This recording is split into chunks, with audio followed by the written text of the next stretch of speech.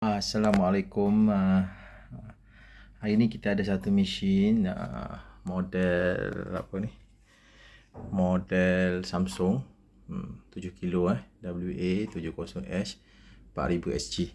Okey. Owner mengadu kata air bocor dekat situ lah. Dekat kawasan situ ada air bocor dia kata. So bila kita datang check, kita dapati dia punya benda ni rosak lah. So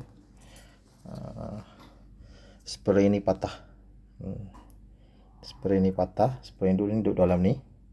Duduk dalam lubang ni. So bila spray patah, dia menghentam dia punya getah ni lah. Dia kena getah ni. So getah ni bocor, ada air keluar. Dia keluar ikut luar ni. Dia keluar ikut luar ni. So settle lah masalah air bocor untuk mesin ni. Okey, terima kasih.